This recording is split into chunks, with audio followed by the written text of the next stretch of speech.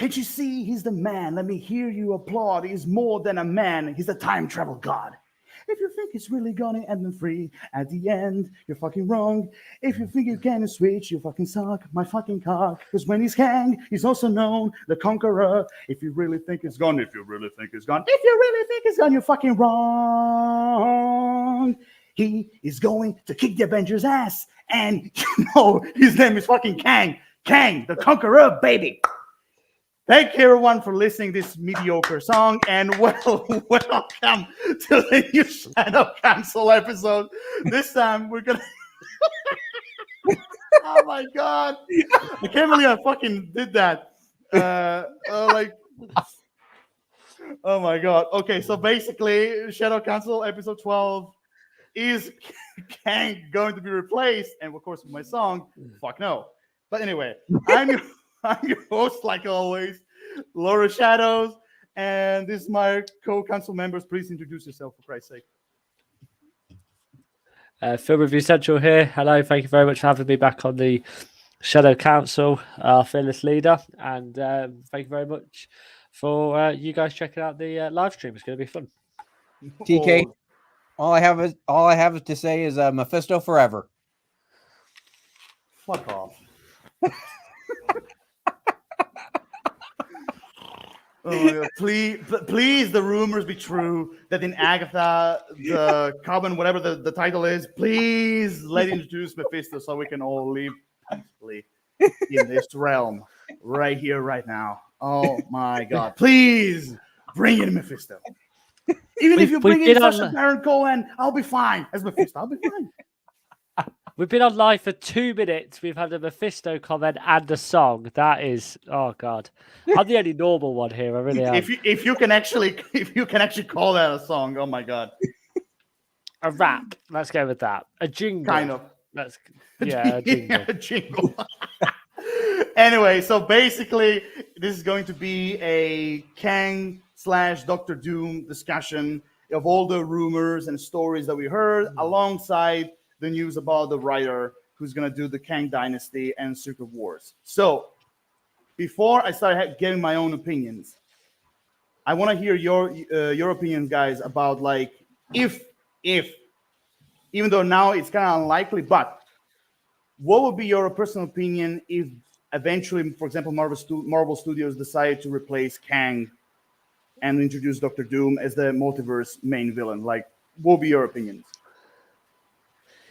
Go on, TK, you go first. Honestly, I mean, they have Kang really set up, so I'm not. I think if they're going to do it, they need to make the creative decision soon to pivot the villain. But I think that I don't know. I mean, I'm kind of split on it because I think that the way the MCU is now, that like everything they've done has set up Kang, and has featured Kang or variants of Kang. So I think that it's going to be tricky, but I think it's doable. As far as I mean, I don't know. I like the idea of Kang being like time traveling and all, but I don't know. I don't know. I'm kind of split on it. Fair enough. And you, my dear FRC? Oh, thank you. I think Marvel can't afford to. I think we've dedicated 2 years worth of this phase. He's been featured in, a solid season with Loki, season 2. He was in the finale of season 1. He was the big bad in a film. That's a lot more than Thanos ever got, and we're already trying to think about where he's going to pop into next. So I think Marvel can't afford to.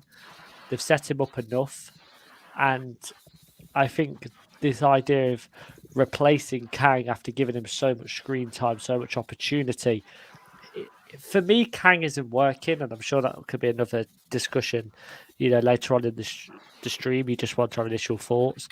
I think that they have to keep Kang around because we are in the phase 2.5, let's say, equivalent of, we're just getting into phase 5. This is necessarily phase 2 of the end of the Infinity Saga, sort of.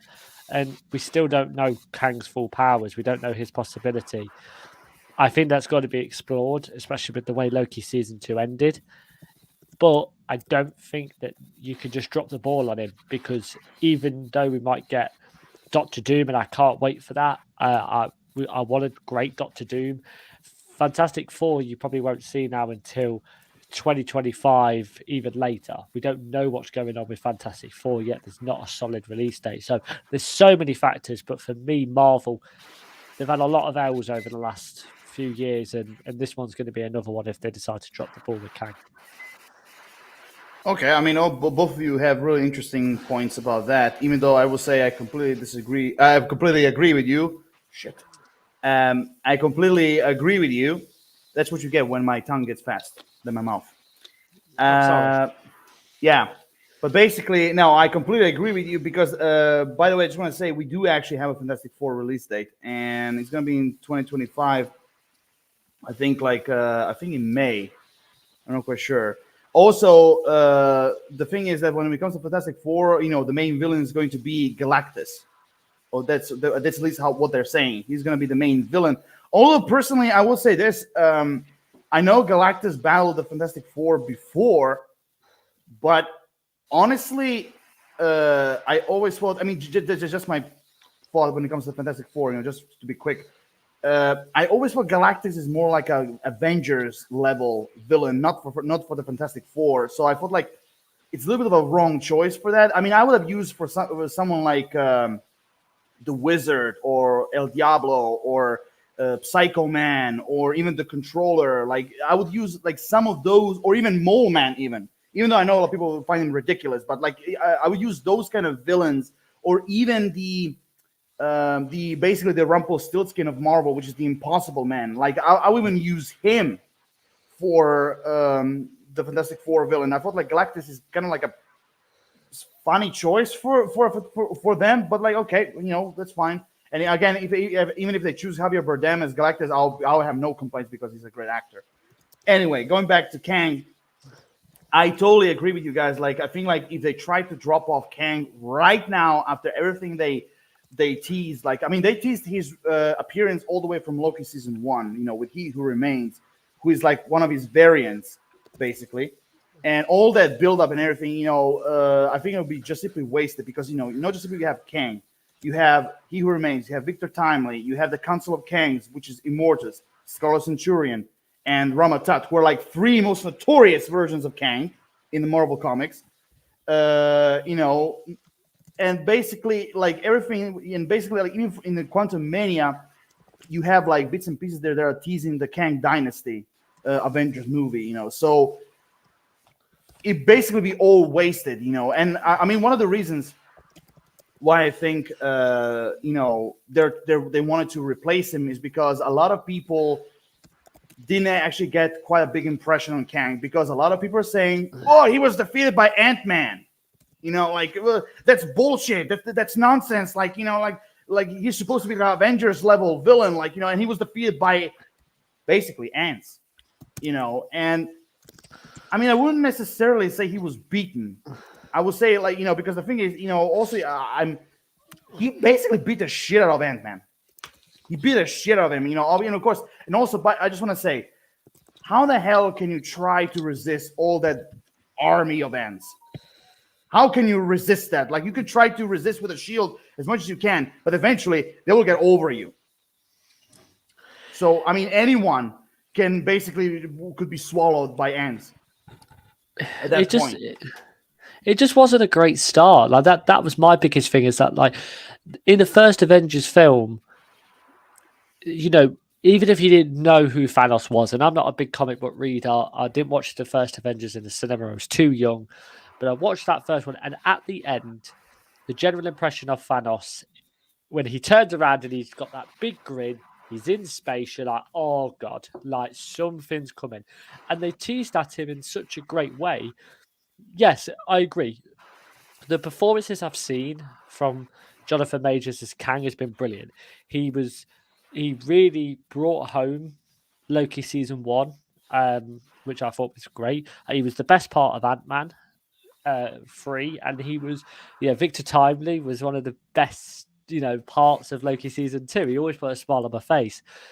But the idea of it is that it just wasn't a good look, and I think Marvel then decided to sort of they went with this variant, but what was really interesting was this idea of having Kang as like he's one of the weaker ones, he's the weakest of us all, and you kind of just go, you're kind of making that out as if to sort of say, well, remember he got killed by ants because he's the weakest. Like Ant-Man can beat him, we're not like that, and I think it just wasn't a great start. When you saw Thanos in the Avengers, 2 years later you saw him in Guardians as well. Ronan was scared of him. Just them, the booming voice. Then you had Age of Ultron, where he gets the glove, and you're building it up, and you're building that sort of, man, this guy's scary. This guy could do something. But I think with Kang, you just don't have that level of like threat with him yet. I know he's powerful, and I know it's hinted, but it's not there yet. But here's the thing. Actually, I have a theory, because a lot of people have been said that actually could not be the real Kang the Conqueror, because the thing is, I mean, and again, those are people basically like going in bits, basically tearing up the scenery piece by piece. But basically, there's a line I do remember, because I watch Ant-Man Quantumania a lot, and there is a scene where Kang basically says, "Who is Kang?" And he said, "What I have to become." Now that you can also put in your head like an idea that maybe that wasn't the actual Kang the Conqueror, but maybe a variant who's trying to be that. Basically, kind of like holding Kang not as a name, but as like a title. Basically, something that basically like getting like a knighthood in the medieval times, so you could put that in your head, basically saying maybe that's not the real Kang. Maybe the Kang the Conqueror is someone else, maybe someone outside the Council of Kangs, or something. Like, I mean, again, I'm going deeper into many different theories, but you can take that in your consideration, because there's been a lot of rumors saying that the real Kang will basically be like their own MCU version of the Beyonder. I don't know if you, TK, are familiar with the Beyonder. Not really. Well, the Beyonder is basically this big cosmic entity that in the comics he kind of looks like Elvis, but he's basically not like a god, but he's like a very powerful cosmic entity, with extraordinary powers. So people have been saying, maybe the actual Kang will be like a MCU version of the Beyonder, which I think will be really cool to see. But honestly, personally, I don't think he's dead. I think like he's kind of like trapped, in that realm where basically, where Ant-Man was, where he had like millions and millions of duplicates of himself. I think he went there, and he's kind of like trapped there. So when there was this big explosion, I think that was actually like a way out being basically destroyed for him. That's at least what I think. But I do agree with you, Kieran, what you said about Kang. Personally, at the end, what I would have done personally is that I will not give Kang's defeat to be the way how it was. I will basically my idea would basically like this: like Kang and Ant-Man are fighting, and Kang again, he's untouched. Like he's still, wears the armor and everything.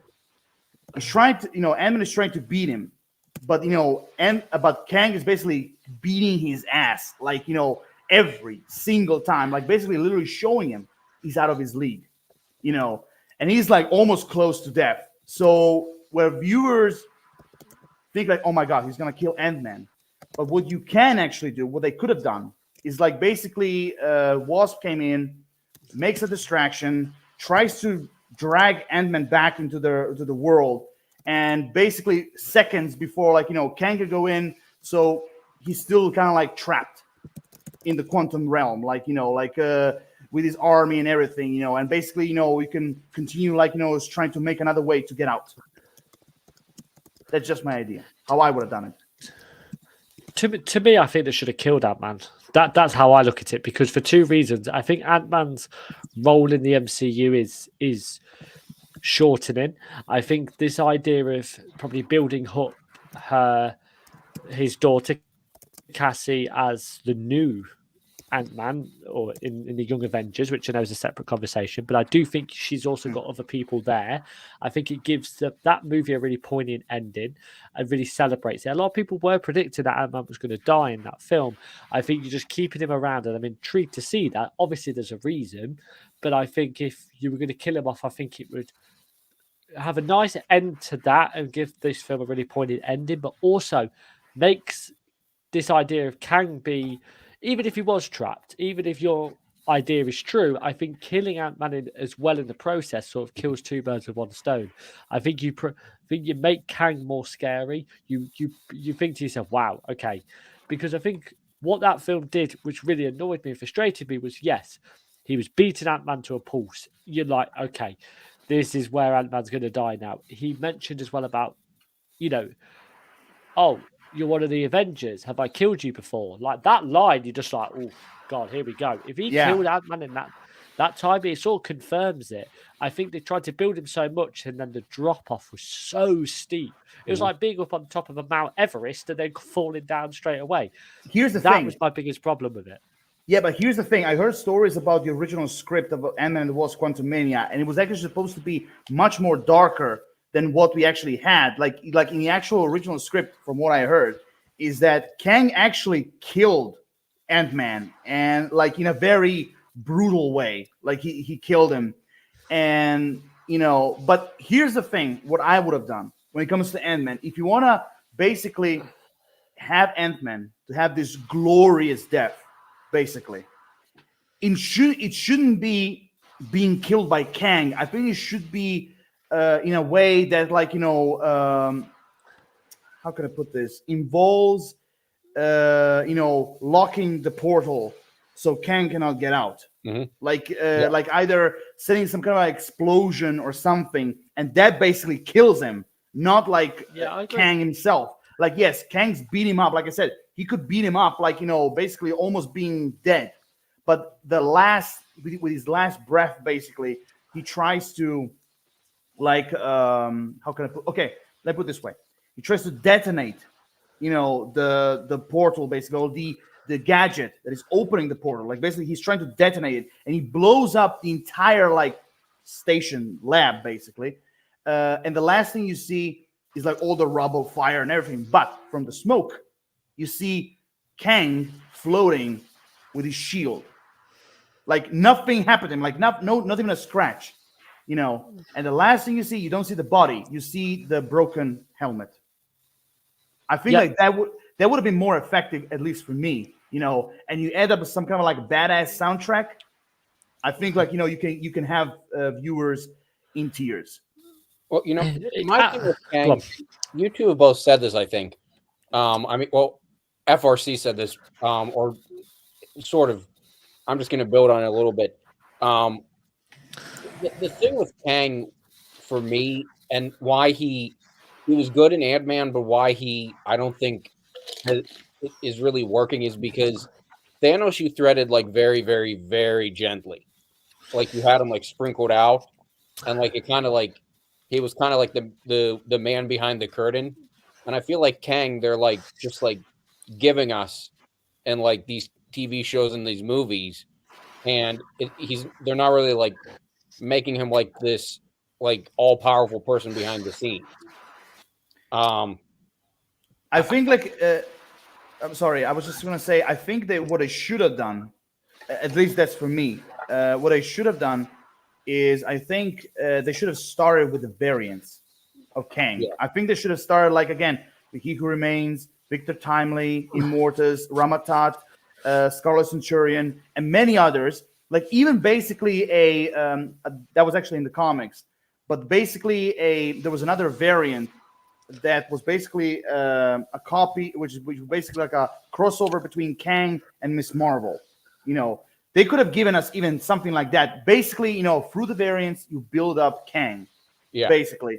Now, the way how I would have imagined, basically, he's not member of the council. I mean, you could kind of build up yes, he's the one who built it, who created the council, but he's not like a member. He's kind of like an outsider. He's kind of like he's doing his own thing. And I'm not saying you should have done the same thing like I did with Thanos in the Avengers movie, like basically you see his face and everything. But you can still make him present, but like not doing that much. Yeah. And then basically, okay, I'm just being silly a little bit, but basically you can make like his first introduction in Deadpool 3, where basically Deadpool and Wolverine, they kind of like accidentally go at him, and basically you can make him do some stuff in there, and then basically kind of like introduce like, wow, that's Kang, he's so powerful, things like that, and basically that leads to the Avengers. I think that'd be incredibly symbolic, because I think this idea and this concept of Kang is that he's got to fight these really powerful Avengers. I think in terms of the biggest problem, and that this leans into something else about the MCU moving forward, is that they've got so much opportunity to put these characters in. With Thanos, you had 2-3 movies a year. You couldn't put Thanos just walking down New York City just casually, so you sort of take away the Earth films. So you kind of have to rely on him going up in space. That's why he was in the first Guardians of the Galaxy. A lot of people thought he was going to be in the second one, but obviously it wasn't, because he went a different direction. I think in terms of the Deadpool 3 idea, having him Deadpool and Wolverine, you've got, right, yeah, that's big. In Ant-Man, my biggest thing with it was, and my opening statement I made in my review was, it struggled with being a Ant-Man film. Mm-hmm. That's why you had all the jokes and the fun, and then also trying to give us light on this new supposedly big bad. If you put, you're putting your future MCU villain, the big bad, the one that's going to be how we're going to end this, in your least successful franchise, to me, it doesn't add up. I think it was just a very, very odd decision. I agree with what Lord of Shadows says about probably putting the other variants, because you've got so much opportunity to put. Even, what's the Egyptian variant's name? What's his name? Rama-Tut. You could have put him in Moon Knight.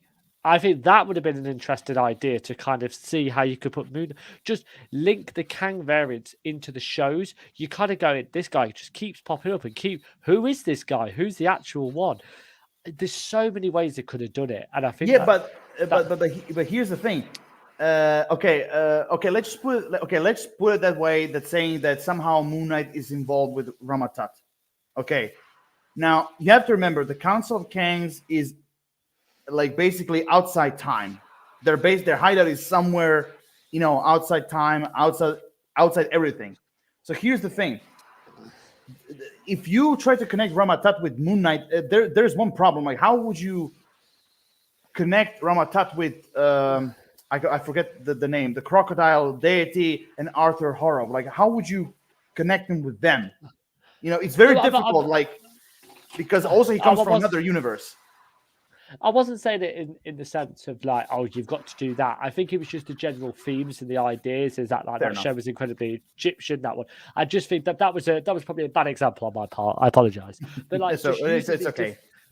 Using these because they have got so much. They've not got 2-3 movies to use. They've got 4 films and about 5 TV shows. You can drop them in. There's so much opportunity.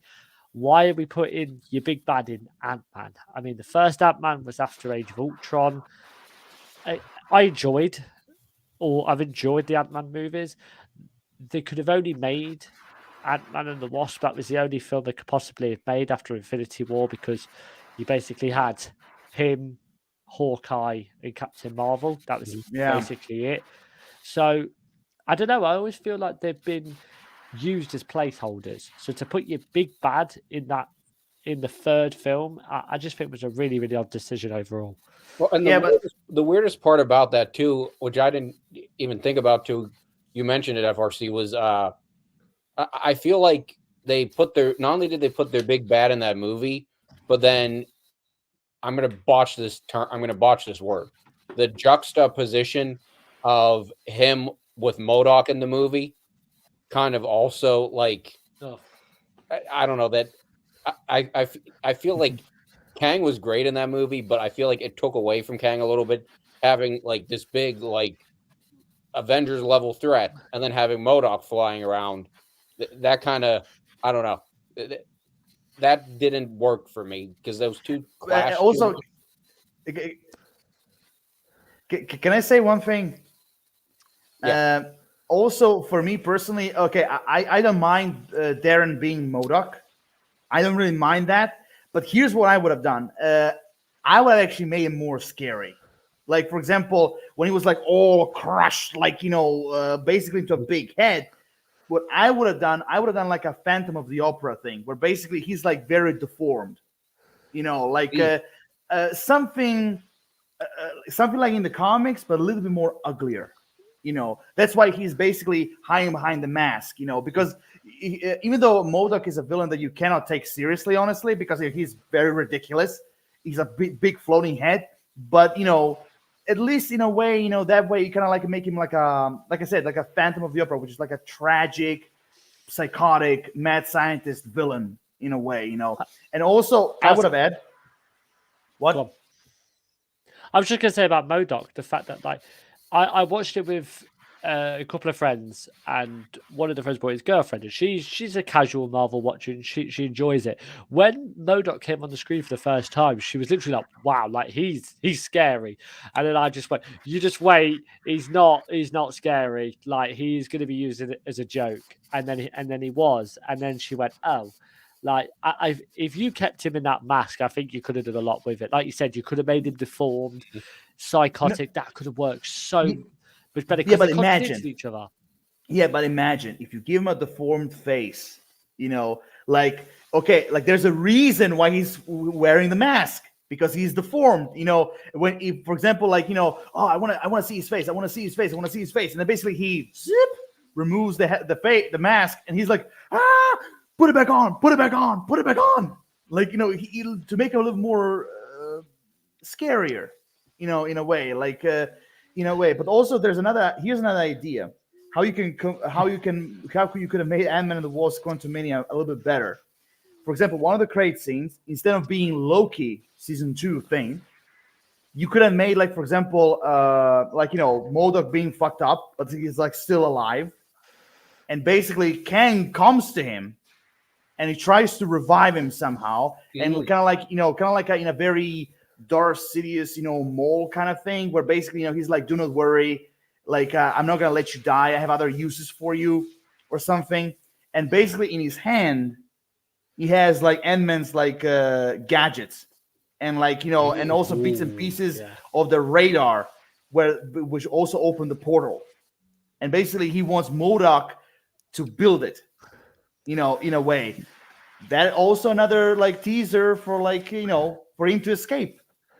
It's a great idea, but I didn't want any more of MODOK. You look like Humpty Dumpty in Alice in Wonderland when he like fell off the wall, and it's like, oh god, it looked terrible. You think that was scary? You should watch Humpty Dumpty in a black and white Alice. Oh my god, like that was like it wasn't scary. It wasn't scary. I just thought to myself, like, what are you doing? Like, because obviously they made a point about the like CGI, in like She-Hulk, and then in Love and Thunder with Heimdall's son's like floating head. Like, I just thought to myself, like, to me, I know we're getting into Ant-Man and Quantumania quite a lot, but I really like the general world building of the quantum realm. I thought that was a really cool aspect of the film. It reminded me very much of Star Wars, like the different colonies, and Kang being this emperor, really up there. And then I just thought the CGI here doesn't look bad. As soon as that was revealed, I just thought, oh, I know where you save money. Like, I could just see the bill. Like, they basically stretched his face, like being basically big. It's like in a PowerPoint presentation where you're making a presentation, you want to fill some space, but you can't be bothered to write any more text, so you enlarge the image. It was ridiculous. I hated it. But here's fair enough. I mean, but again, the fact is here. The fact is here. No matter what can you do with MODOK, no matter what the hell you can do, he will always look and be ridiculous. You You could try all you want. Even in the comics, they tried to make him scary, but he's a big fucking floating head. You cannot like take him seriously. No one can. So no matter how hard they try, he will always be funny and ridiculous. That's the reality of MODOK. Just to be clear. But here's a question I have for you, because now we come to the nitty-gritty thing. Now, we talk about Kang being replaced, and we all agree is a bad idea. They should continue with Kang, because since they started, because they still have time to fix it. They still have time to fix it and try to make it more better. Because to Kang Dynasty and the Secret Wars, we have like 2 years until it comes out, so they can do a lot of stuff. Anyway, but here's the thing. Now I want to know your opinions about being replaced, like full opinions about being replaced by Doctor Doom. Who wishes to start first? TK, go on. Okay. I don't know. I mean, I guess my question would be if Doom can like be a like big enough threat to the MCU as a whole to justify being the big bad. I think if they're going to do that, and I don't know how they do it. I mean, I'm sure there is a way. I think if they're going to do it, they need to pick a character they've already introduced at some point, and they need to like bring them back and make them Doom. I think if they're going to go that route, that's the best way they could do it. But I don't know. I mean, I'm just not sure if Doom really had. I mean, I know he has the. I don't know what the word I'm looking for is. I know he has. I know he can be like a Fantastic Four level threat. I just don't know if he can be a like Avengers level threat. Well, in the comics, he actually he actually is an Avengers threat, because I mean, there's a storyline where he kind of becomes a god, but but basically being like an actual, the actual classic Doctor Doom, he is a threat, because of his intelligence, because of his genius of mixing science and magic. Not to mention, being the leader of an entire country, which also gives you political, power when it comes to Doctor Doom, and also the loyalty of his people, basically, to Doctor Doom. There's a lot of different things you can basically build up to Doctor Doom's character, why he can be, an Avengers threat. It's not basically just about strength or, his abilities. It's about the character himself, because he is not just simply intelligent, but he's also very unpredictable. He can be very manipulative. He's basically a master manipulator, not to mention a mastermind who can work behind in the shadows, and kind of plotting his own things. So there's a lot of moments in the comic book where Doctor Doom could be and actually showed himself to be an Avengers threat. So there you go.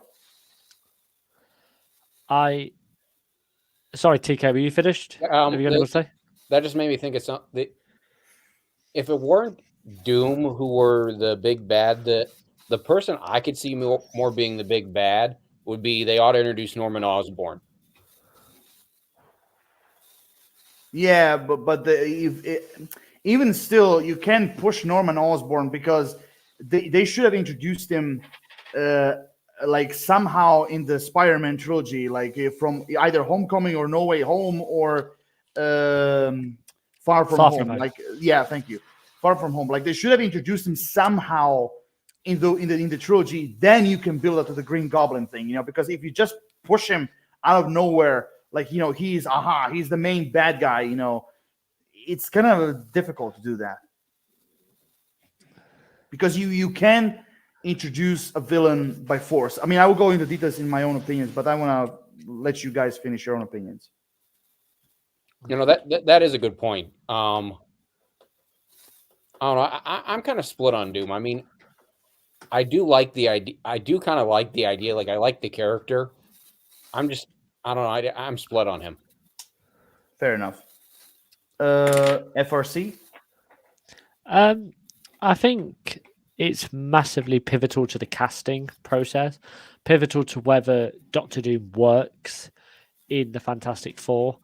For me, I don't think this idea of replacing Kang should be on the forefront of our minds.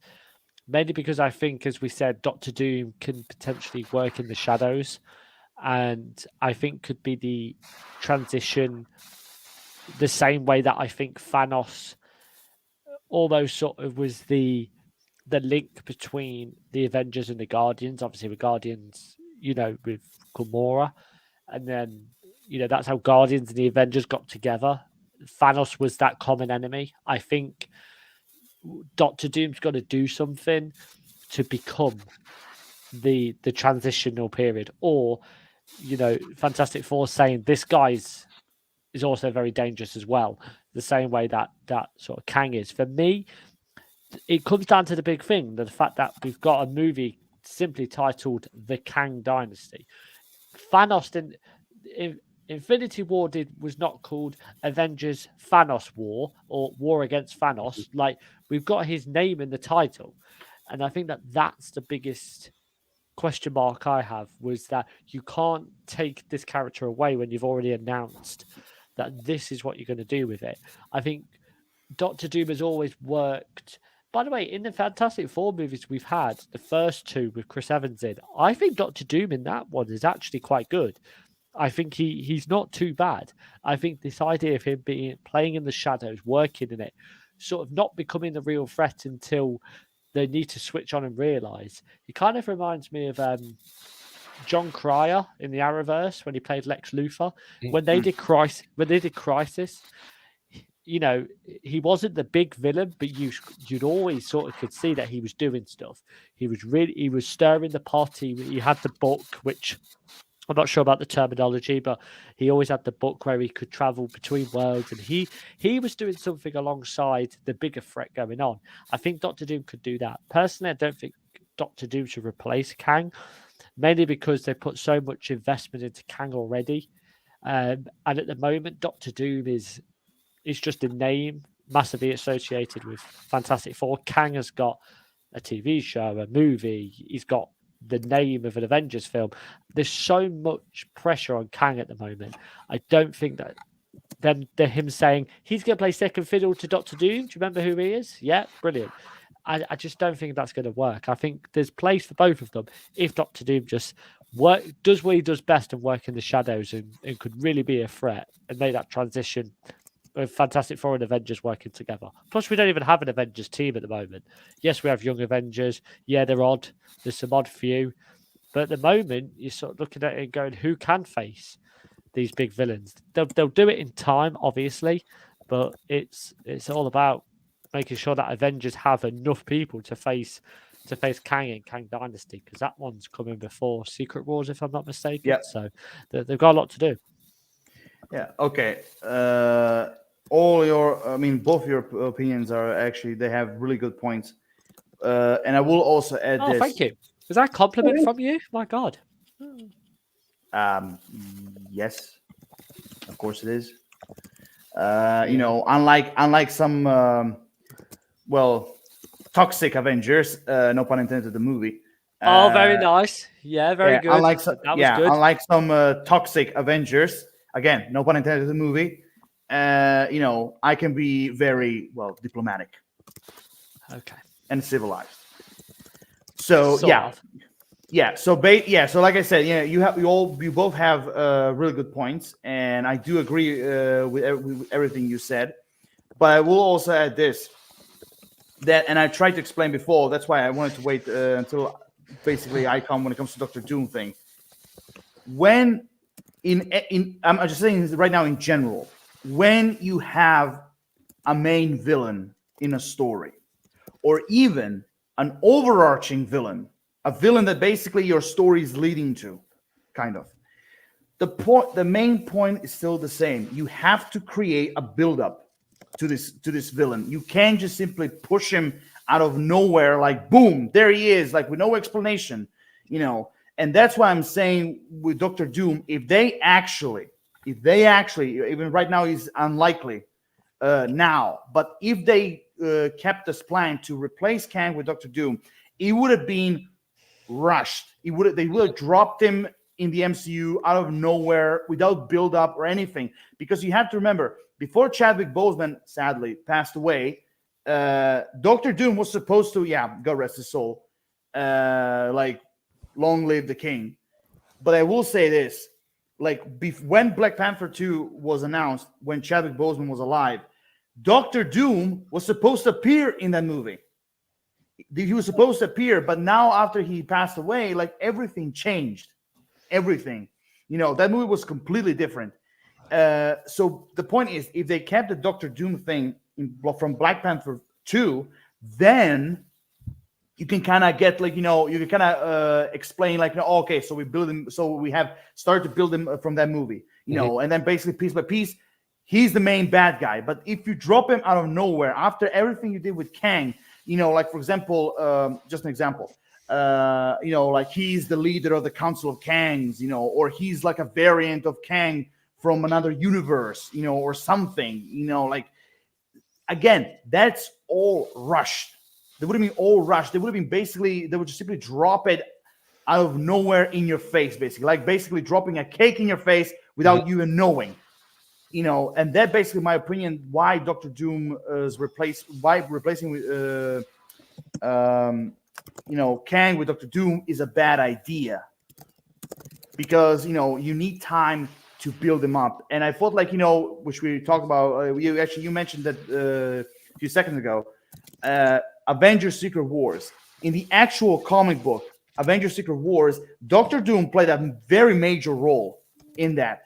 So if you want to introduce Doctor Doom, Secret Wars is the perfect opportunity to introduce Doctor Doom, kind of like, almost like a hero trying to help the Avengers, fight Kang, all the variants, ending the Kang dynasty once and for all.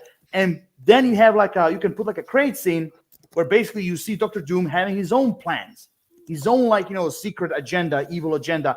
And from there, you can start building up step by step as a villain. Not before. Like, if you do everything before, it'll be rushed. No matter where you put him, it'll be rushed in your nose. And just because Doctor Doom is one of the most infamous villains in Marvel, or even like comic history, And also, I mean, we talk about the guy who was an inspiration for the creation of Darth Vader, basically. Can I just ask one question? Does Doctor Doom feature again? I don't know a lot about comic books. You might be able to help me with this, because your answer whatever you say sort of depends on my next point about Doctor Doom, and sort of links to yours. Does he deal with the X-Men, Doctor Doom? No, not really. Okay. I mean, there were some very, very rare occasions in the comics where you see him, but no. Like I said, he's more like a Fantastic Four, Avengers. He even dealt with Spider-Man a few times. But no, he no, with X-Men, not really. Oh, that's fair enough. Because my sort of point on for the next one, if you said yes, was like, I think the future of the MCU after Phase 6, after this Multiverse Saga, is X-Men. So with what you were saying, could he then be featured in later on? But I completely agree with you about the rushed thing, because that was exactly what I was thinking. Yeah, because even if you try to introduce him in Fantastic Four movie, even that would be rushed. Like out of nowhere, with all the Galactus thing you have, where would you put him? Like a small cameo or something? No, like you need time to build him up, just like they did with Thanos. You need time to build him up, and even though we're speaking of Thanos, even though he did appear like maybe 2 or 3 times before Avengers Infinity War, Infinity War was actually a movie where you can actually build him up, because they actually build him up through the entire movie. But even still, that felt like, how can I put this? That felt like a rewarded build-up, basically. That felt like, we waited so long, we got what we deserved. Like, we got the reward. That felt natural, the build-up of Thanos in Infinity War. But again, with Kang and Doctor Doom, being replaced, like Doctor Doom, it will still feel rushed. No matter where you put him, it will feel rushed. Now, if you, again, like I said, if you put him in Secret Wars, like as an ally that comes out of the shadows, like to help the Avengers and the others to fight Kang, that'll be fine. You get him like out of no, like that's a moment where you can put him out of nowhere, kind of explain who he is, and then from that moment on, step by step, you can make him as the next villain, because he can easily also be MCU like main villain, just like Thanos or Kang, easily. So that's why I think they should stick with Kang. They still have time to fix a lot of stuff. They can, like I said, they can. They don't need to continue with Kang the Conqueror. You can basically, like I said, you can have Kang the Beyonder. Kind of like another version of Kang, even more powerful. Like, there's so many things that Kevin Feige and the rest can do. And I will say it right now, because I mean that's the point I wanted to keep. I wanted to actually hear you first, but I will say it right now. If the Jonathan Majors thing doesn't end up being positive, like he ends up being guilty and all, then there's only one thing left to do: recast. That's all. Recast him, like with someone else who's kind of like close, who can play like a close version to Jonathan Majors Kang, but still bring in something new. I mean, if they can do with War Machine, if they recasted him, they can easily recast Kang. It's too big for me. Like, that's your big bad. Rhodey was always just Iron Man's sidekick. For me, the biggest thing is that I really hope Marvel don't use the situation that's going on with Jonathan Majors at the moment as an excuse, going, well, he's too important to recast, so we're not going to recast him, so that's it for Kang. He was always going to be our Kang. No, yeah, I really hope they don't do that, because I think if they do that, I think then there'll be a lot of real disappointed fans. Yeah, but like I said, yeah, but also you have to realize, you have to think reasonably. You have to be reasonable in these occasions. Like, you can't just simply keep Jonathan Majors as Kang, even after, if, for example, like I said, if the Jonathan Majors thing ends up being, bad, if that ends up being bad, you have to be reasonable. And the only reasonable solution is not to replace Kang with Doctor Doom, but basically recast him. That's the reasonable thing they can do. I mean, they have done this in different franchises over and over again. So, like, right now, I don't think there should be a problem, like, recasting. I know that people got used to Jonathan Majors, but it's the right thing to do. You have to. And that's at least what I think. I think whatever they do, they need to, whatever way they go, they need to make a decision sooner rather than later. Because the longer they wait, the harder it's going to be to do whatever they're going to do. I mean, it's a major problem. A good one. Okay, that's a good one. Yeah, I mean, I do agree. I mean, like I said, if they wait even way more longer, I mean, like, you're just gonna screw up everything. So I know that they're waiting right now. Because the court thing, already started. So I know they're waiting the answer. Kind of like to see what the final verdict is going to be. But again, if this doesn't end up being fixed up very soon, then if I was like in Bob Iger's shoes or even Kevin Feige's shoes, I mean, I would be like, look, we have to recast him. There's no other way. We have to recast him. I know Jonathan Major was great. He had so many great performances, but look, time is running out. We have to do it. I'm surprised they've not pulled the plug sooner with him, especially with Disney as well. Obviously the brand that they carry themselves with. Yes, I know this idea of everybody's innocent until proven guilty. I just don't think they can use that time. If you get somebody in, which was going to be my next question about this idea of where Kang shows up again. When will we get him? Are you gonna sort of replace story-wise this idea of like, we were going to put Kang in this, but this situation is going on, so we don't have a chance. I think you're sacrificing a lot by just dragging this out. I'm surprised they didn't pull the plug. I really don't. I think Disney, with these type of situations, is so cutthroat. I think you've got to be really careful about when you decide to pull the plug with that, because, like you said, it's gonna harm potential stories if they just keep going and say, nope, he's not guilty, we'll support him, and then he comes out as guilty. You're like, oh, what do we do now? And then again, it's a race against time to try and get somebody to that level in your project. Yeah, I mean, like I said, they can wait a little bit longer, but again, time is running out. Like I said, time is running out. They have to make a decision, and I know it's the hardest one to do, but it's the reasonable thing to do. To recast them. I know that like I said, I know they're trying to wait to see what the verdict is going to be. I get it. So it won't be like a big L for Jonathan Majors and all that. I get it, but they cannot also wait that long. They cannot. So I know right now it looks like a lose-lose situation, not really a win-win situation. So I don't know. It's a very risky thing. It's a very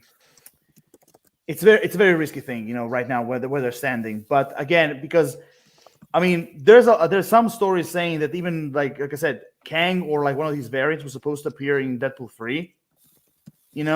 So I don't know. Also, like you mentioned before, you have other variants that need to like I said, Scarlet Centurion, Ramatat, Immortus. Like you have these 3 main variants. Like I'm like, what? Like you're gonna wait until the Kang Dynasty for them to appear? Like you have to show them somewhere. Like you don't have to necessarily kill them off, but like you have to show them at least to be kind of like the main bad guys in one of the Marvel movies before Kang Dynasty. I mean, what do you think, DK? Yeah, I agree. I think. I mean, I don't know. I mean, honestly, I don't know. I mean, I don't. I think if I don't know, I'm really split, like completely with it. I don't know. It's a very like fucked up situation right now. I know. I mean, I don't think there's an easy answer or really any good answer. I think, I mean, the thing is, Kang would be easier to replace because of the whole variance thing. So I think that it's a character that is replaceable. But I mean, like you said, and I mean, like we said, we need, if they're going to do it, they need to do it sooner than later. Like they need to make the decision and do it, because the longer Jonathan Majors is in that role, the harder it's going to be, and the more identifiable he's going to be with the role. One of the ideas one of my friends said, and actually it would be cool to see. But for example, one of the ideas he had, and maybe they could use, is that, for example, the actor who played the High Evolutionary, you can actually, you can put like a story-like element where the High Evolutionary is a variant of Kang. Ooh, that's not a bad idea. So that way you can kind of like say that so you kind of like say that the Kang basically was always out there, also kind of give you a reason why you can keep that actor who played the High Evolutionary in it, and kind of like explain like, okay, this is the replacement for Kang, for the Jonathan Majors. I mean, like I said, there's loads of possibilities, and even though again it's a really screwed up situation, but again, in these situations you have to be realistic, and sometimes you have to do things that they're not actually. You will think like they're not pretty wise decisions, but they're like realistic. So sometimes sacrifices need to be made. So recasting Kang, I think it would be the right thing to do. I think the High Evolutionary idea is a really interesting one, because I think that's the characteristics that the High Evolutionary did throughout that whole film made me go, yes, like that is a villain, and that's somebody that I think can really, make such an impact. For me, I think anything that we've seen of Kang, even in the Loki stuff, yes, it's been great, but I think the High Evolutionaries trumped all of that massively. I think it's been great, and For And me, he's one of the best villains of this phase, and and that's also, crazy to say. But I'd love that. I'd love that idea. yeah, but also here's the thing. Some people are saying, well, you can easily close the Kang storyline with what Loki did. And I'm like, no. Like, he made it worse. Like, some people are saying, well, yeah, he's holding the timelines and everything together. But I'm like, no, yes, but that doesn't mean he fixed everything. He didn't fix everything. He only slowed Kang and his variants a little bit down.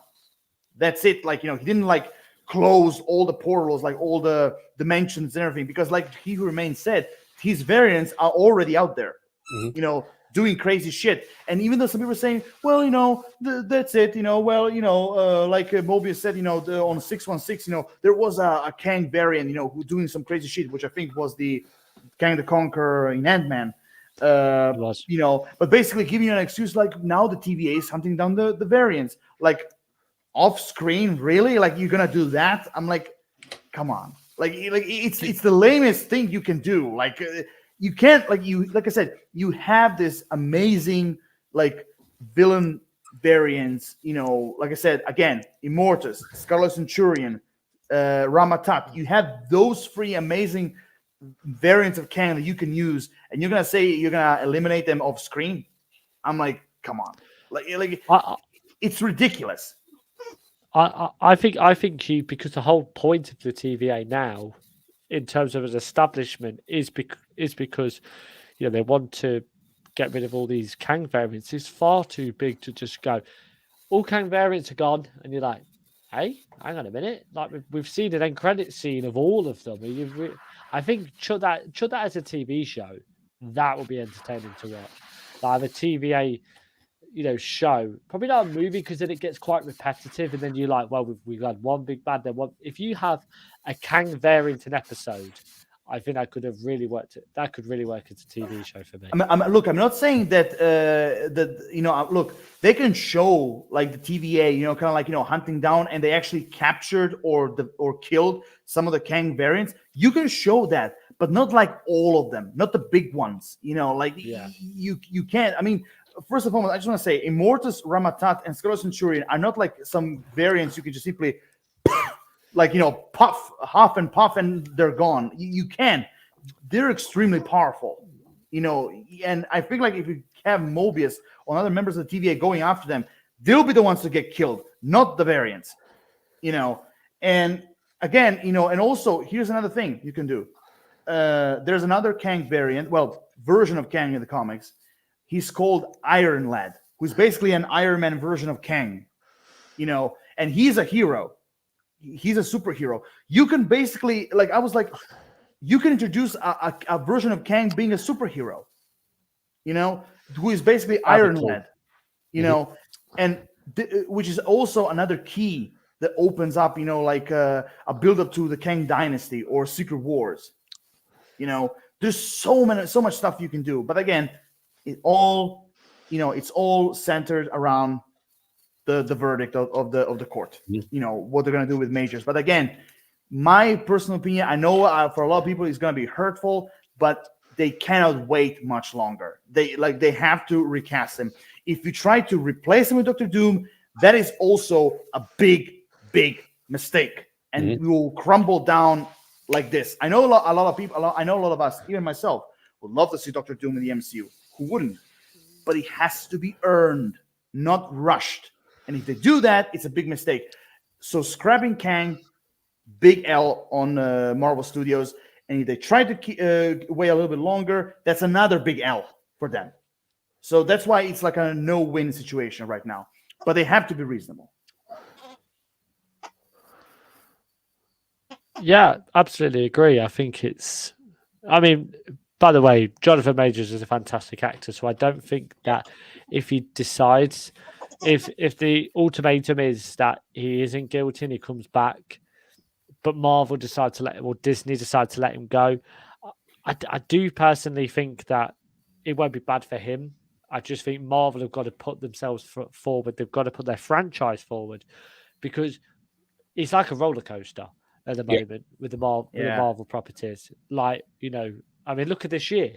look at this year. It's a perfect example. You know, the ones we've had, you've had Ant-Man and the Wasp, which was on a down. You've had Guardians that was back up. Secret Invasion went down.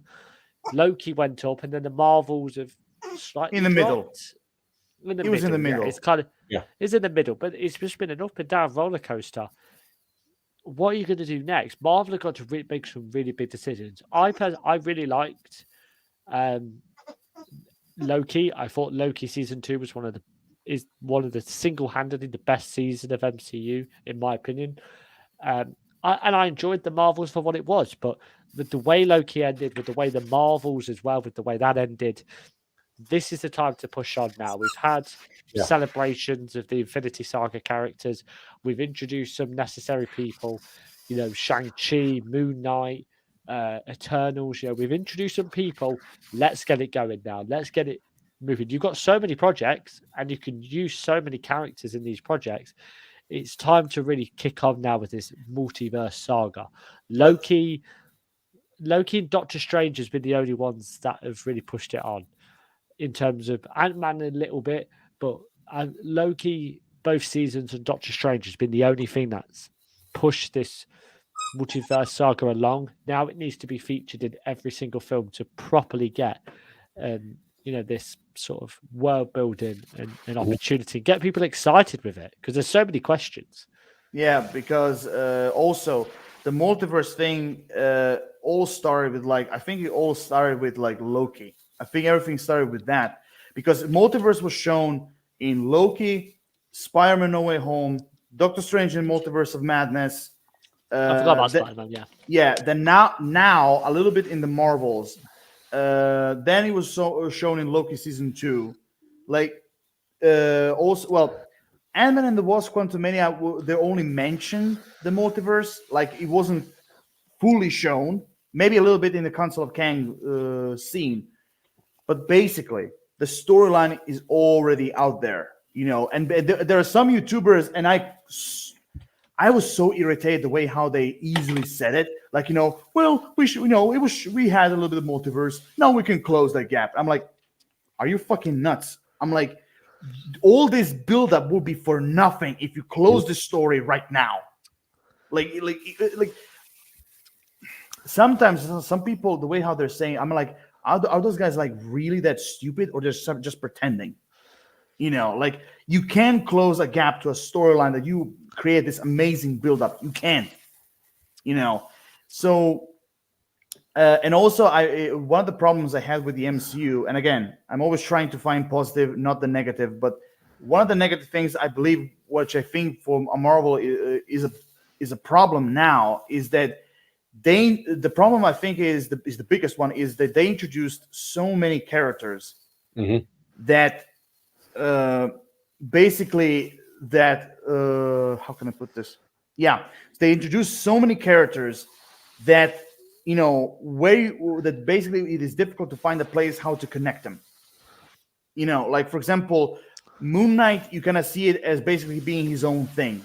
You know, like that was not connected at all to anything. Eternals, same thing. Now you have Echo, same thing. She-Hulk was a little bit connected, but it was kind of like also she was also in her own world in a way. Like that's I think kind of like a problem. I'm not saying that you don't need. I'm not saying that the standalone TV shows are not necessary. I'm not saying that, but there must be something to kind of connect, you know, with the overall main story, you know, because, you know, like I said, you have to, you know, now is the time, you know, to basically you have to connect somehow all these characters, you know, with the larger picture. For example, Blade and the Black Knight, you know, from Eternals, you have to connect them somehow. Also bringing Moon Knight into the bigger picture. You also have to do that. Like, for example, you also have Werewolf by Night. You have to also bring him into this. Like, for example, a Midnight Suns project, you know, where you have all these characters together. You know, you don't have to build it to multiverse thing, but you can build up to that. The biggest one for me is Eternals. That's the biggest problem. Like these are like single Yes. characters. These are single characters we're mentioning, and my God, I can't wait to see more of Moon Knight, Shang-Chi. Like them two are Like, fantastic. I yeah, didn't that's even the like problem. I didn't even like Eternals. You've got how many? You've got 9. I think there's 9 in there.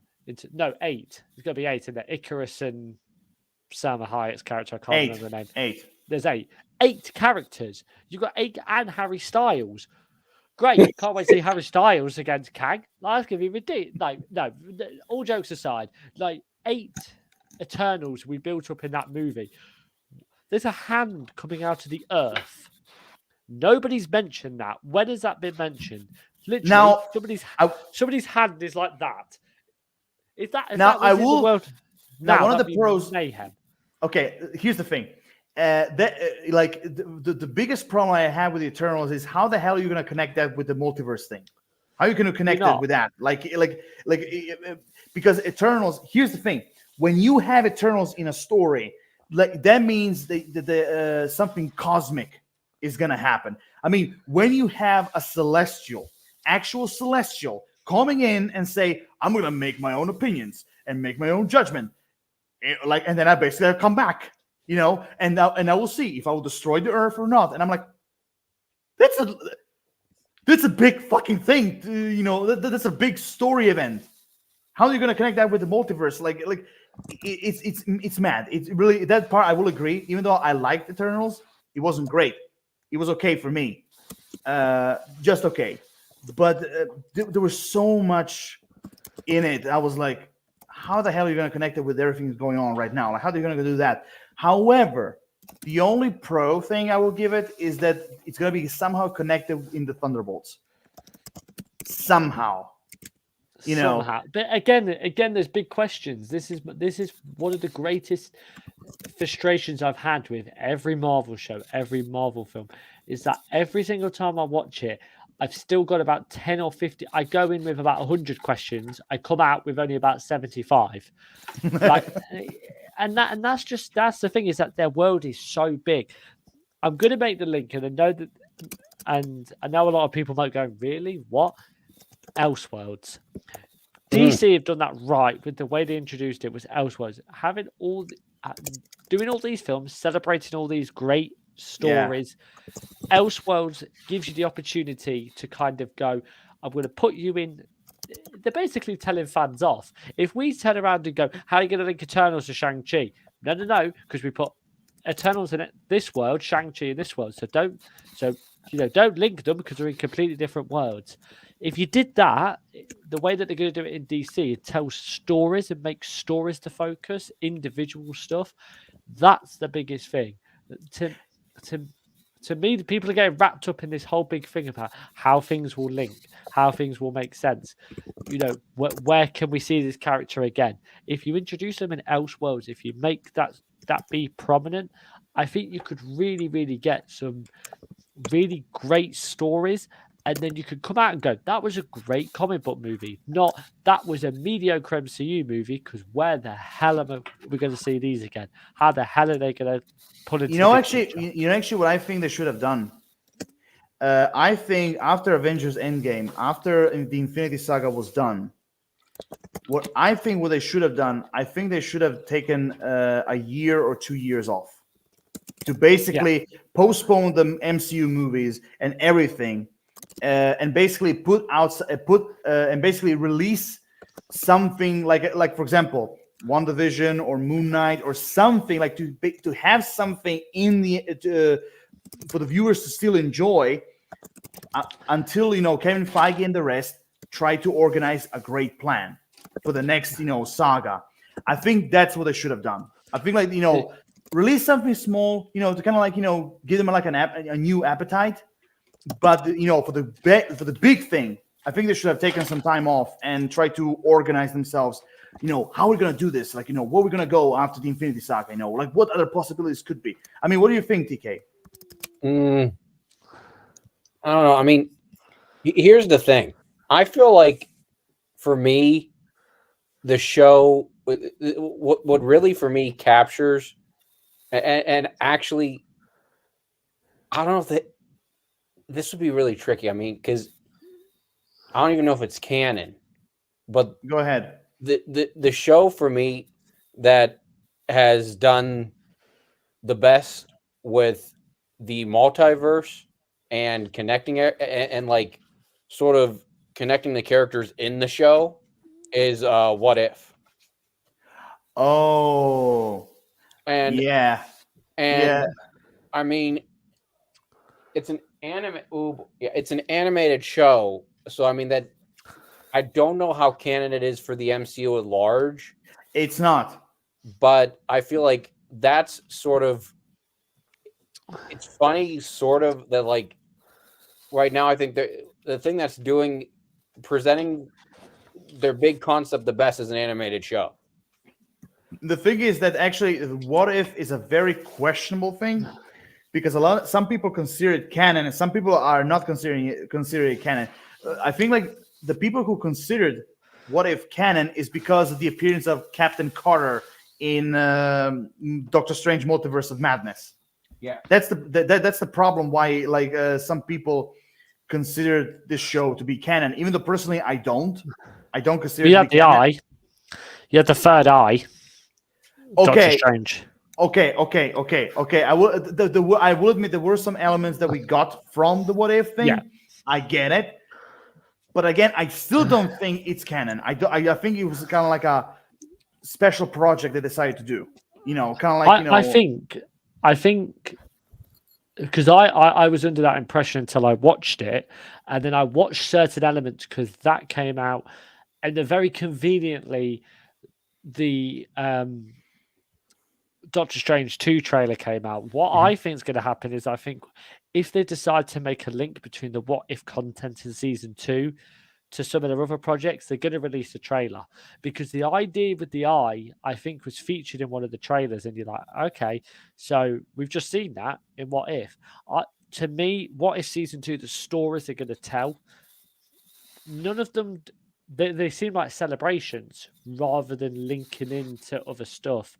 Mhm. I think with What If season 2, I think they're telling stories, they're changing up certain aspects. I really like that. I think that's a great way of doing it. But like we said, I think this will confirm whether it's canon or not. I think a lot of people will go to Lord of Shadows side and say that it's not canon, mainly because these stories are just stories rather than building up for the next. yeah, because for example, when the guy who wrote Doctor Strange in the Multiverse of Madness, I think even Sam Raimi commented something about Captain Carter, being in it. I think like I don't know who commented, or either Kevin Feige or Sam Raimi or the writer. I'm not sure, but someone confirmed that within that they didn't took Captain Carter in the movie, just because to make What If canon. I think that they took it like either as an idea, to kind of like have like another version of Captain America in it, instead of like and kind of like paying like an homage thing. I think it was something like that. So I mean, anything is possible because since we're talking about the multiverse, anything is possible. But again, I don't know. Also, speaking of Sam Raimi, there's a rumor going around because one thing that is official. Kevin Feige said, or someone said, that they're looking for a director that's going to do Secret Wars and Kang Dynasty, like direct both movies. For example, just like for example the Russo brothers did for the Avengers, Infinity War, and Endgame. So they're basically looking for a director who's going to handle both movies. So there's a rumor going around that Sam Raimi is the one who's going to handle the Kang Dynasty and Secret Wars. So I want to, again, it's just a rumor, not like it's not nothing is official. But I want to ask you, TK, before FRC is back. I want to ask you, could you see Sam Raimi handling it? I don't know. I mean, possibly I could. I don't know. I'd have to think more about that. Okay. Yeah, I guess I could see that. You could? Yeah. Okay. What about you? No, I didn't like the way he did Doctor Strange 2. I mean, the horror elements in it. He's a massive horror director. I know he did the first two all three Spider-Man movies actually with Tobey Maguire. For me, I just don't think his style fits. I don't think his vision and his ideas, in terms of the way he sort of made me look at Doctor Strange 2, it was a very different idea. I think he's a very unique director. I think that's the main thing I'm sort of coming across, is that I think with team ups, I think you have to have that experience, that knowledge of how to deal with it. I think he's a great director. I think he's done some great stuff, but in terms of the direction in which he goes with certain movies, he sticks to his themes. He's very good at that. But for me, you need, with a colossal thing like the two Avengers movies, I'm not sure he could be able to do that and do that well. Here's the thing. Sam Raimi, I think he can still play a part in the MCU family when it comes to directors. Like, because there are some characters who I think he can actually handle, because they're actually kind of very connected to his style. Like, for example, Blade, for example. That is something I think he could handle. Or, for example, Moon Knight. Or, for example, Werewolf by Night. Or even like the Midnight Suns. Basically, all of them together. Because you have to remember, like, Moon Knight, Werewolf by Night, Blade, even if you do like a Black Knight thing, there's a lot of characters in Marvel that have that very, even the Man-Thing character, even him, like there's a lot of characters who have that very like horror aspect in them, you know. So I will say Sam Raimi, you know, I will agree, he has a very unique style of directing. But here's the thing, like there are some projects in the MCU I think he can handle. And and even though personally I really enjoyed Doctor Strange: The Multiverse of Madness, I really loved the way how he handled that movie, you know, in a very unique way. You know, just the overall presentation of the multiverse, I really like that. But do I think he can handle the Kang Dynasty and Secret Wars? I'm going back to the Tobey Maguire Spider-Man. I'm going back to that. Like he. You know, even in those superhero movies, he did have some like horror elements in it. But, you know, they were really well done superhero movies in general, you know, especially Spider-Man 2. So that's actually the one thing that basically made me think that maybe he can pull it off. I think maybe he could pull it off, you know, with the Kang Dynasty and Secret Wars. But I will say, you know, they're giving a lot of pressure, you know, doing these two movies. Now, if those rumors are true, again, those are just rumors. If those rumors are true, I think he can pull it off. I think he can. But if he does it, we're gonna have a very unique Avengers movie. That's for sure. Because there's no way he will do these movies without giving a little bit of his style in it. You know. Mm-hmm. So if he can pull it off, I'm like 50-50 on that. I'm 50-50, you know, but I'm trying to be positive, more hopeful in a way. So that's okay. That's my personal opinion. Do you mind if I just ask a question to both of you? Because I mean, I have my picks, but who do you think should direct Secret Wars and Kang Dynasty? Are there any names just completely just in your head, ready to get out? Are there anybody's at the top of your mind right now? Because I've got a few that I think might work. Well, I also have a few who are like the person I'd like to see, and this might, I don't know if he could do it or not, but I'd kind of like to see, I blanking on his name, the guy who directed Shang-Chi and the Ten Rings. Oh, yeah. Well, actually, he was the director, but he walked away. Yeah, see, I would have liked to see him. Destin Daniel Cretton, his name is. Yeah, I mean, I think like right now he's only going to be involved in Shang-Chi and Wonder Man. He's going to be involved with those two. You know, which you know, and again, you know, it is what it is. But I actually would have loved to see him do the Kang, at least the Kang Dynasty, at least that. Same. You know, yeah, that would be interesting. Do you have anyone else, TK? Oh no, that's the only guy I can think of. maybe the Russos if they would do it, but my only thing with them is that I would be worried it would feel too similar to Endgame. If they could do it like and make it feel different, I would be on board with them, but they really have to make it feel different than Endgame. Fair enough. Fair enough.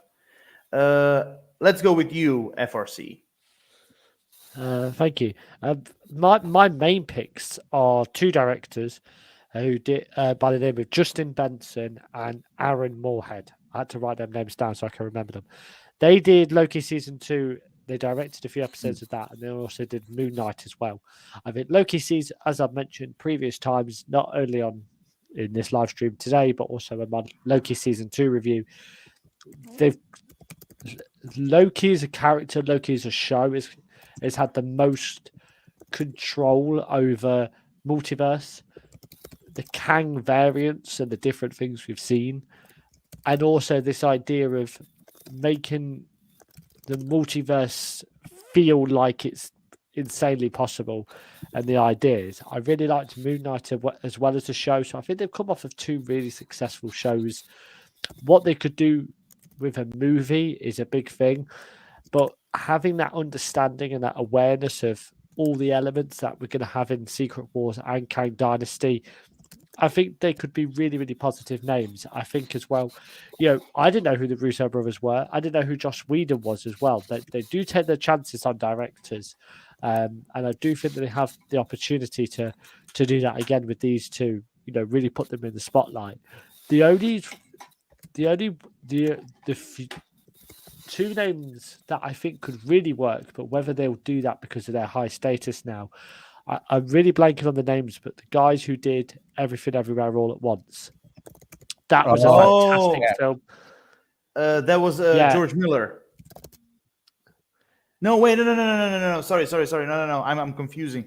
No. I'm confusing with. I'm going to Google. Movie. I'm going to Google their names.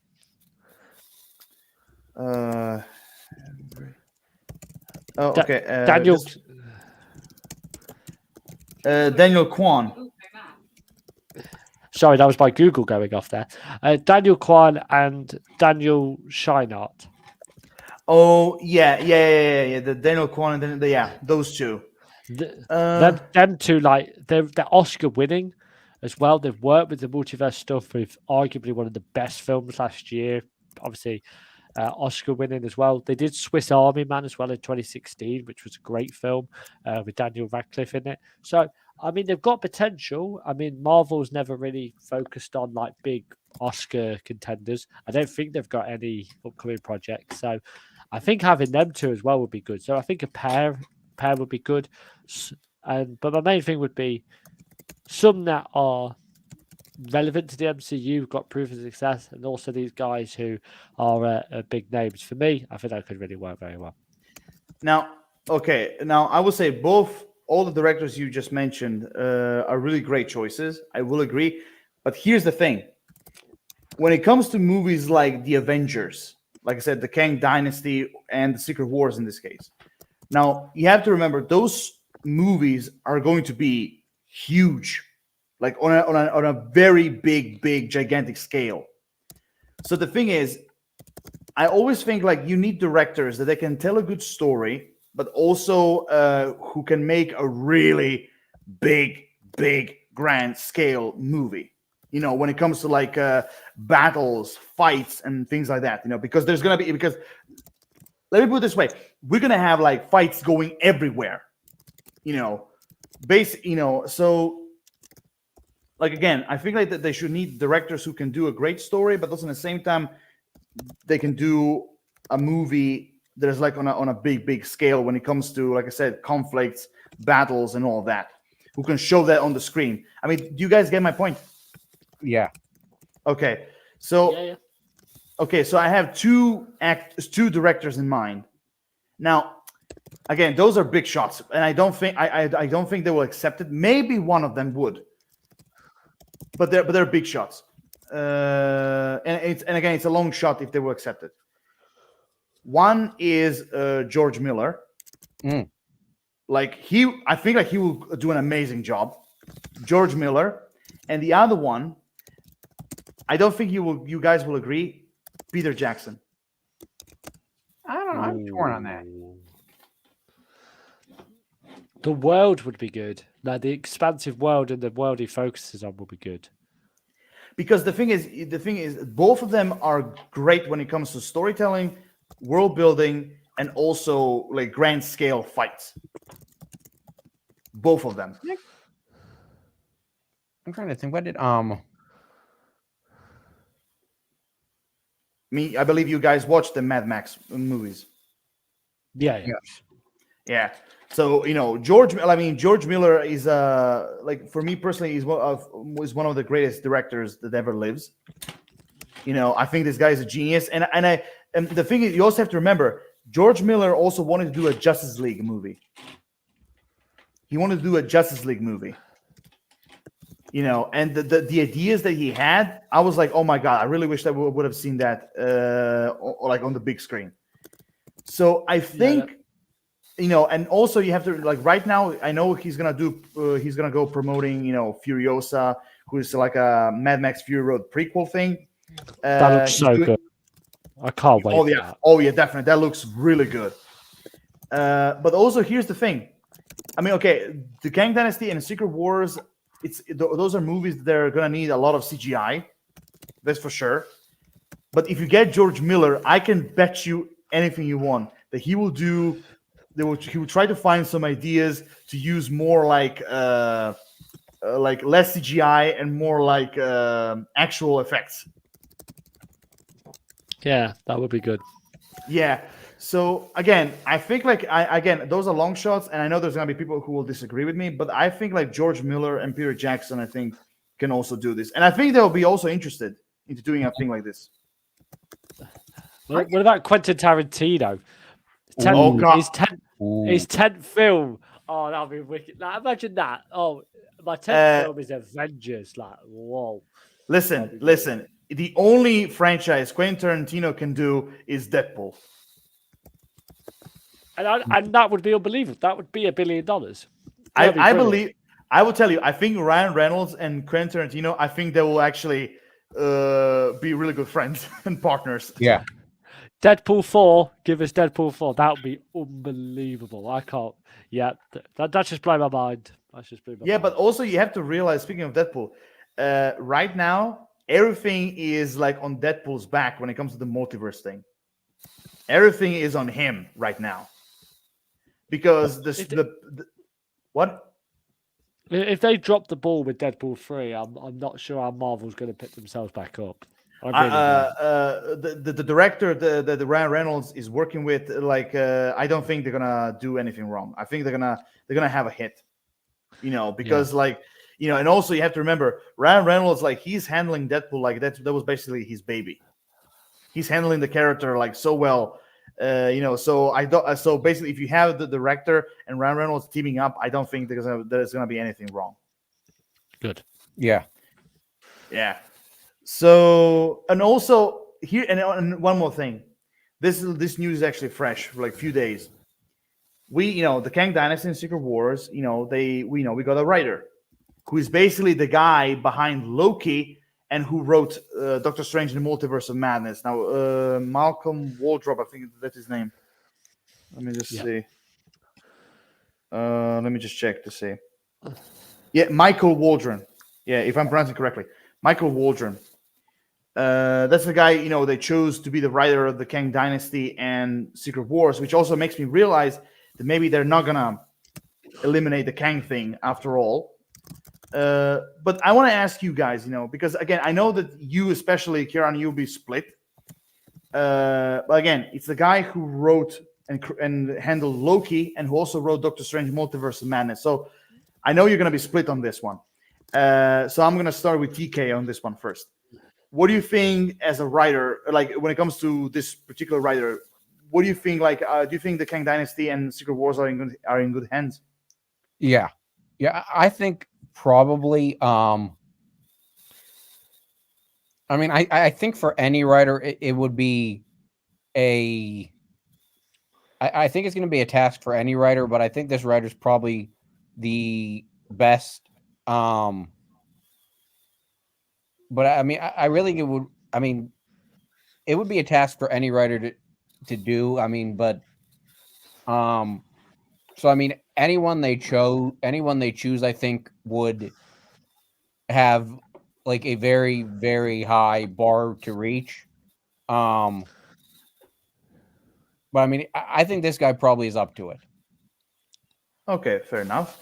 Now on you, FRC. Now it's your turn. I know you're going to be split on this one. But that was the worst timing as well when I started to yawn. It was the worst timing to call upon me. No, do you know what? I'm not going to be as split as you probably think because, you know, some actors have bad films, some actors have really good films, some directors have great films. You know, it's what you do with the product. He wrote, I believe, when he was part of season 1 and 2, which is positive. Yep. And I think if you take the writing aspect of Doctor Strange, yeah, I don't think there's anything particularly wrong. It made some really shocking decisions, but no, I think the biggest thing is when you're dealing with their movies is awareness of these movies being amongst, you know, the sort of the fans and the creative minds of Marvel for the projects before you take something so big. I don't think you could just show up. It's like first day of school when you show up and just go, I'm new to Marvel. I have no idea what we're writing about. Let's just write. Like he's got an awareness. He's got an understanding of his characters. The multiverse element was featured in both Doctor Strange 2 and in both seasons of Loki. So he's got that experience writing with that. To me, I'm not as split as you probably originally thought. Some people can make great ones, some people can make bad ones. It's what you do with the product. It's what you do. We do. I don't think it's necessarily a bad choice. I really don't. I just think it's exactly what you do with this film. That's the main focus. So at the moment, I've got really no problems with it. I just want to see exactly what he does on paper, on screen, and how that transcripts. Mm-hmm. Okay, fair enough. I will say this: I'm a little bit surprised that you are not that much split because you're the guy who doesn't like Doctor Strange in the Multiverse of Madness. So I was a little bit surprised that you were not that much split when it comes to It's this. not the worst. It's not the worst film. It's not the worst film. But it's pretty down. It wasn't. It wasn't your. It wasn't your like. It didn't had your taste basically. No, it has some problems, absolutely, but I don't necessarily think that the writing has all that much to do with it. I think as the worst film of the Phase 4, I'd say Eternals would probably be Love and Thunder as well. I didn't like that one either. I'm going to stop you right there. I'm going to stop you right there. Love and Thunder's writing was shocking. That was absolutely abysmal. Here's the thing. I will stop you right there. Because will you now?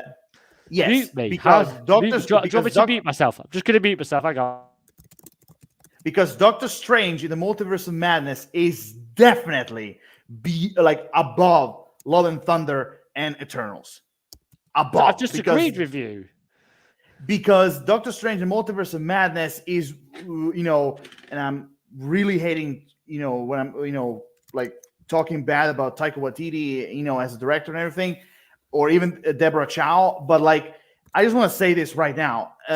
When it comes to writing, when it comes to the storytelling, Doctor Strange and Multiverse of Madness is way more better than those two. Way better. 100%. They're better films. I think in terms of a ranking, in Phase 4 films, I'd probably go, and this is, by the way, not really strong rewatch. In terms of the films, I'd go Eternals, Love and Thunder, Doctor Strange. No, Black Widow, Doctor Strange. Right. Oh, actually, I've messed this completely up. Oh no, I'm just doing Phase 4. I'm just doing Phase 4, not Phase 5. I'm not including Guardians. I mean, I just want to be quick right now. Like the Love and Thunder, the one thing that pissed me off about that movie, it wasn't humor, okay? It wasn't the comedy part, okay? I didn't even mind the Mighty Thor representation in the MCU. Like I didn't mind even that. Goat. Did you like What? the goats? Did you like the goats? No, the goats. Writing. Time out. Okay, the goats were annoying, frustrating. But again, the only thing about the Love and Thunder, the reason why for me is like on the lowest parts of the MCU, because I was so pissed off the way how they handled Gore the God Butcher.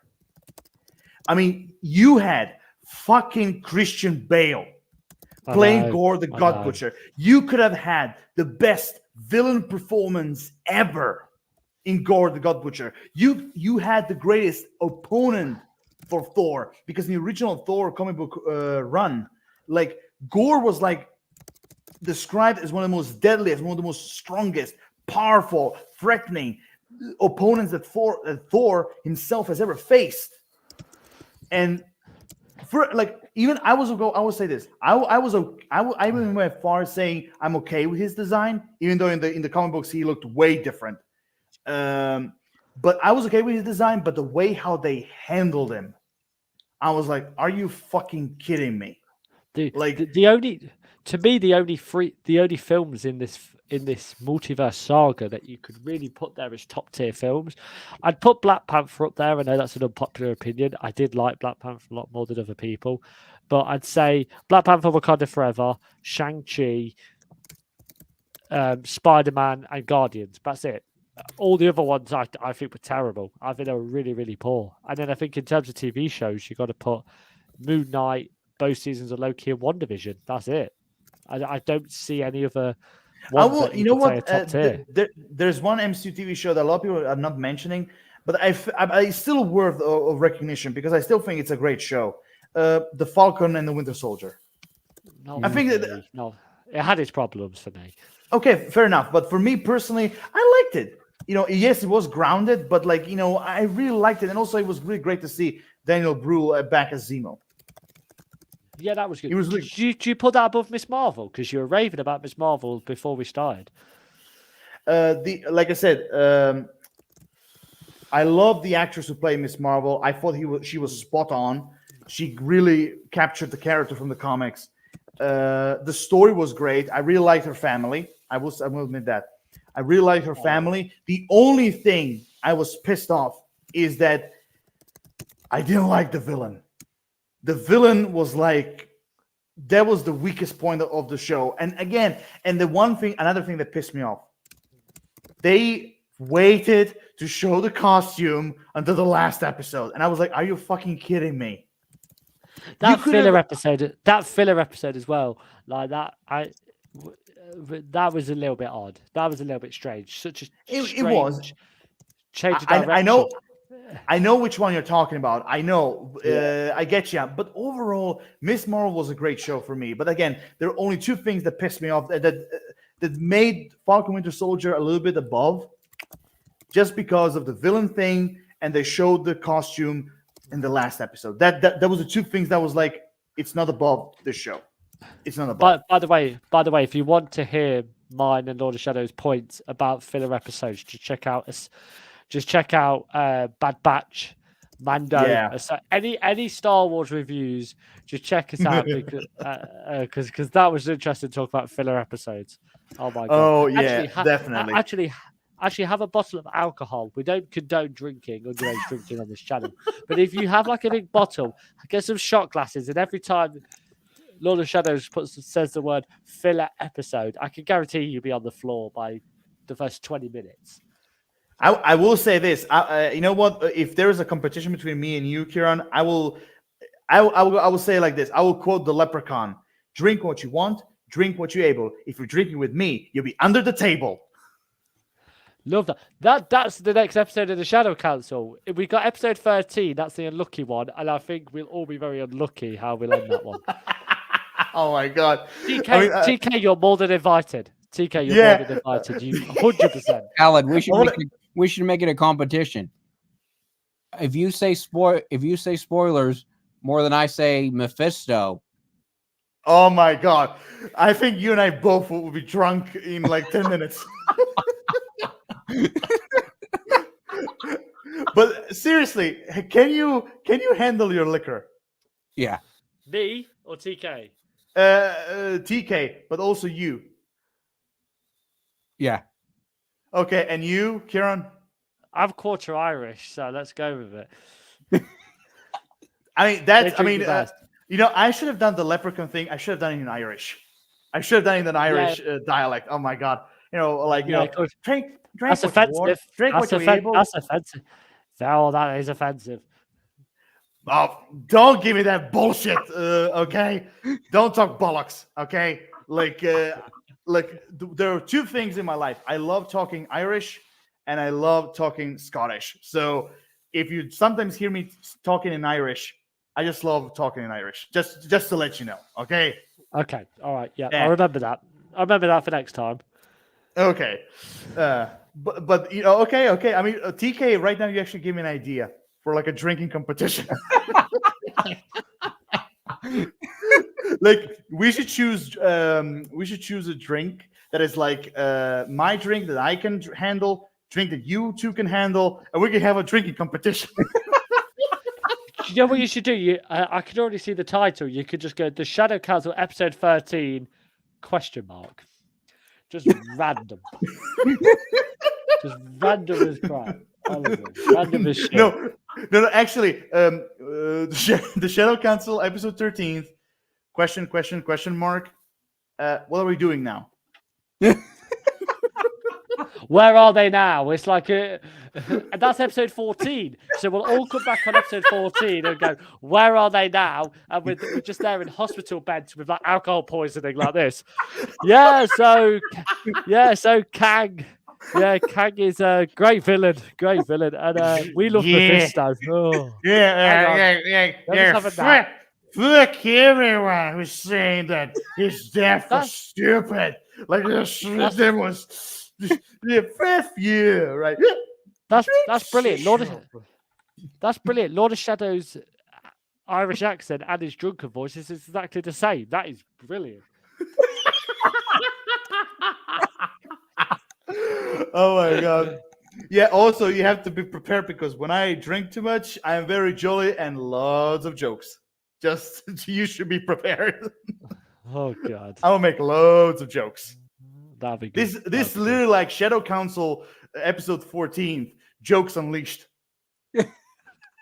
Jokes Unleashed. Oh. Oh my god. Seriously, I really had to find an idea for a Shadow Council episode. Oh my god. I mean, seriously, like if you two can handle your liquor, I mean, like, we could do like a drunken discussion.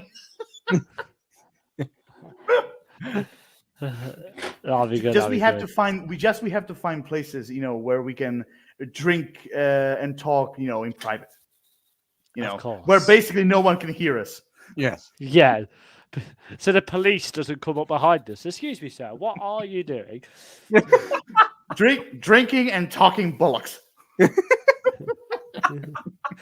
By the way, do you believe? What is your favorite Disney villain? Which one would you say is your one? Please ask us, officer. Oh my god. Is Kang gonna get replaced? What do you think? What is your favorite MCU movie, sir? Excellent choice. Back to you, Lord of Shadows in the studio. Yeah, and basically you hear the police officer coming to the screen and saying, "My favorite MCU movie is," and it's also coming very nearly, like in a few minutes. It's called MCU. You're all under arrest. That'd be the strangest arrest, wouldn't it? By a stream, you'd be like, "We'll go and contact one of our friends to go and pick you up." Oh my god, that'd be the strangest arrest. I think we've just gone completely off topic. That's the beauty of when you have this discussion, you can go as off as you can. Oh my god, I mean, I will never forget. I mean, it's really sad that we didn't record this, but there was like a Zoom talk between me and my friend from Canada, and basically we were like joking about Santa Claus, like during Christmas. Oh my God, like there's some crazy shit we said. Like like we were like singing the like Santa is coming to town. Like we were singing that, but we were talking so much shit. Oh my God! Are you both in? Are you both in the Christmas spirit? Oh, believe me, we were. I watched. I watched Elf. I can just say the 1st of December was the perfect day. I started opening my advent calendar chocolate. I started wrapping presents for my loved ones and dear friends. I went to go watch Elf in the cinema.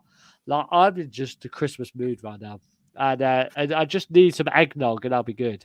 I'll be good. Oh yeah, I cannot wait to make fresh eggnog here at home. Oh my God, I always made it for Christmas. I mean, I basically started my Christmas holiday, with the 1st of December, with I'm like Arthur Christmas. That was the first movie I watched. Yeah, I mean, I really liked it.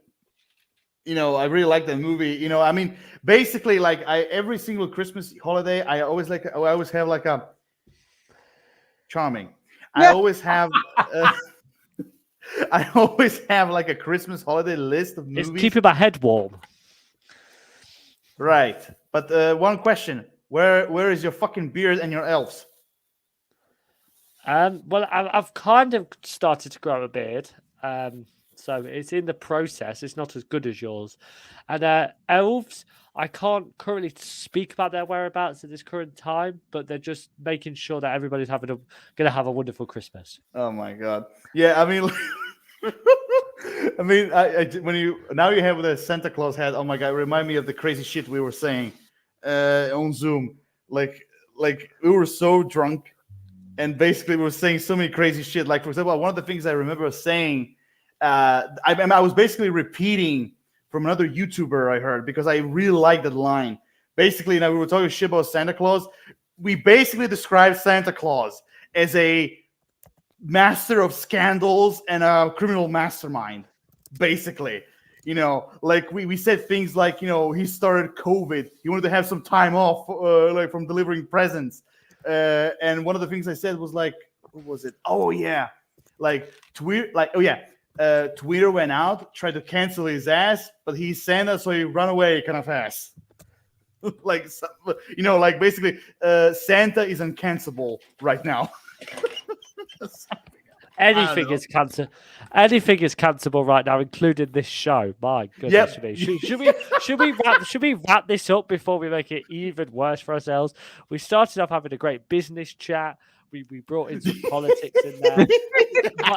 We've offended so many nations right now. Like I put on. Whoa! I mean, the only nation we mentioned. It's got moon and stars on here, by the way. Okay, first of all, the only nation we mentioned was the Irish nation. Nothing else. My nation. I represent quarter of it. I'm quarter Irish. Pardon me, mighty. That went pirate. We're back to. I said, pardon me. Pardon me. Not pirate. You sounded like Captain Hook. Peter Pan remake, Lord of Shadows is Captain Hook. Baby man. If that bird on my shoulder shits, I'll kill it. Oh my God. Pirate voice, Irish voice, and drunken voice are all the same. You're gonna just repeat everything I say. Right That's now. not bad. Jesus, where the fuck we went with this live stream right now? Can I just say, can we wrap this show up now? You wrap the show up in your Scottish accent. Yeah. Oh my God! Please, for me. I've been on the most Shadow Council episodes. I can see a lot of Scotsmen try to kick my ass. No, it's quite all right. You're safe. But no, I've been on the most Shadow Council episodes. I love coming on here. It's absolutely fantastic. So please, for me, your Christmas present to me would be that, if you could. Oh, you don't say. Okay, so basically, let's just say I think we mentioned everything. Yeah, I think we mentioned enough. Okay, all right then. So I can't believe you make me do this. Yeah, okay. Okay, everybody. So, with all the crazy shit we see right now, I think we're going to end this Shadow Council discussion video. Blimey. So, like always, your favorite Shadow Council member, your favorite Creation Scottish YouTube channel guy or bloke, whatever. Lord of Shadows, like Horace, signing off. See you. I'm probably in a hospital if some Scotsman kick my ass. That's all. Yeah, I think that's all right now. I'm gonna talk. Yeah. So one more time, Lord of Shadows signing off. See you in a Scottish Shadowland if I ever get there. And just do your thing, you bastards. Just do your thing. Yes, TK signing off here too. My Scottish accent's very bad. Bye. Yeah, and one more thing, I just want to say to all of you too. I mean, to you, just to you too.